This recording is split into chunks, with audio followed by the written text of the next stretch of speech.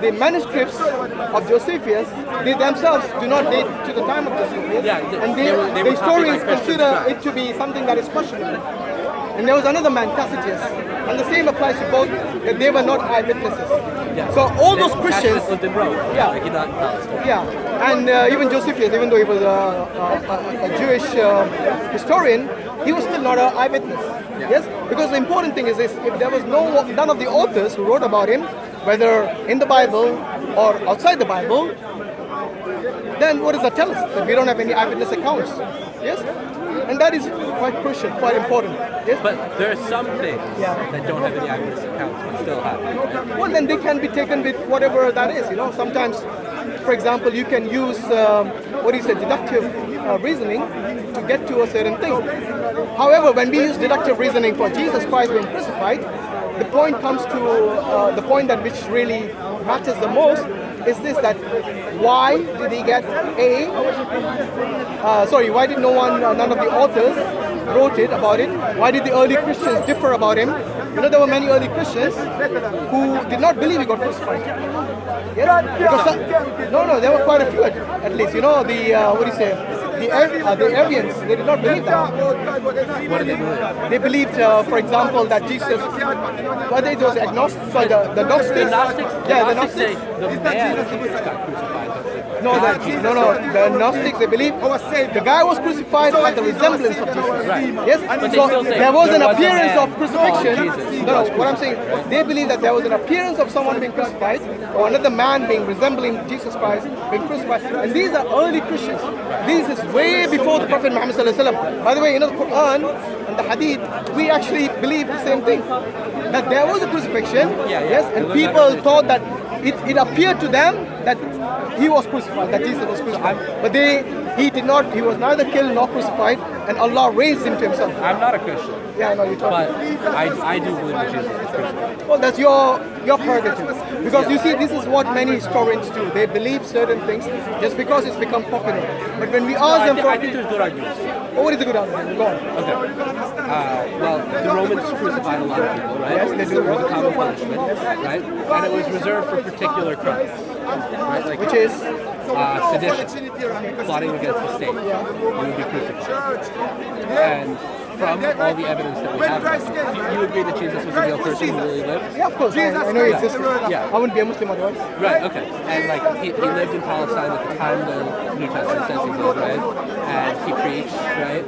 And one of the things that he was preaching was that the Roman Empire was going to be overthrown. I don't think he was preaching that. Because the allegation made against him that he was a king of the Jews. Yeah. So because this kingship is basically now you're now a threat to the state.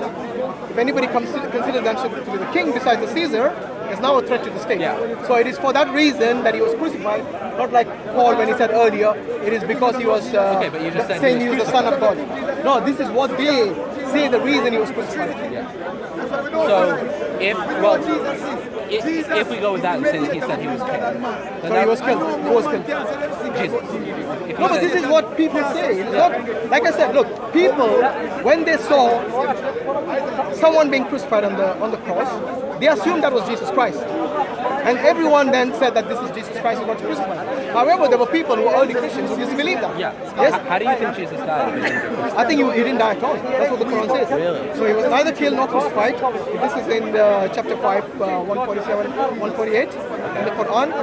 And he was raised to God. That means he ascended to God. So he's still alive up there? Yes, he's still alive. And because Allah has got a job for him to complete, a second phase of his role, which is the second coming of Jesus. As a Muslim, I believe that. Okay. We believe that he's going to come in the second coming, and this alive Jesus, which we call Isa alayhi salam, will come and he'll rule over the people, and then the people who are believers, Muslims, and I think the Christians at that time will realize that they were believing the wrong thing all this along, and then they will also, I think many of them will accept Islam. Obviously there's going to be exceptions, yeah? And yes, so this is in the second coming, the main purpose of Jesus is to kill the Antichrist. And the Antichrist will make a claim that he's the Messiah, and Jesus will then come and kill him, and that is his task complete, and then he'll live, and he'll rule as a king, as a caliph, over the people, and there'll be harmony in that time. And this is, I think, at that time the Jews will, some of them will accept and many will reject as well.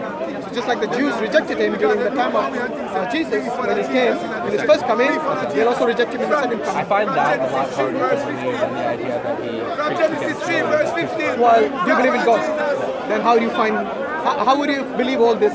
You wouldn't. You'll find everything hard to believe. Yeah. Yes, because as a non-believer, as an atheist or an agnostic, atheist, you'll find it hard to believe. Just like I find it hard to believe.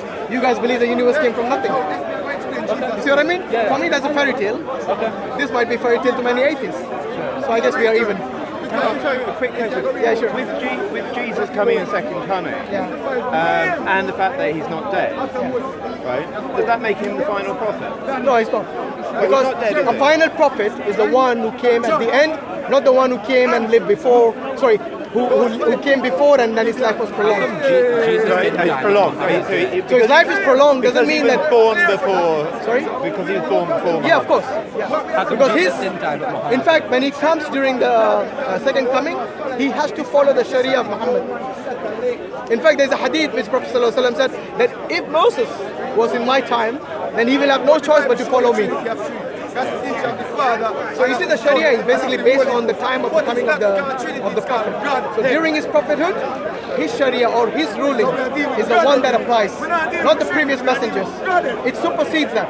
So during the time of Moses, the previous prophets' Sharia of Abraham and Jacob and so on, of Abraham and so on, they were basically superseded by Moses' Sharia. The same applies with Jesus with regards to with Muhammad Sharia. Okay? Yes, no problem. Take care. Alright, Jazakallah khair. So yeah, our friend Paul came back for a few minutes. Nothing changed. Still not listening. Still stuck with the same question, even though he's been responded. Unfortunately, I've noticed this from many Christian missionaries in the park, at least from the experience I have.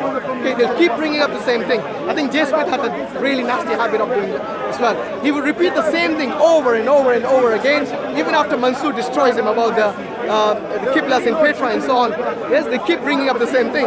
Recently, he was really troubled by BBC reporting about an early mosque that they found in Palestine. Yes, 1200 years old masjid. Yes, I think it's 1400 years old masjid, depending on how you take the dating.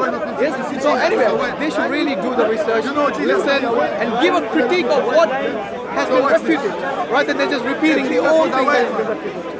So anyway, with that we conclude. Jazakallah khairan. Assalamu alaikum.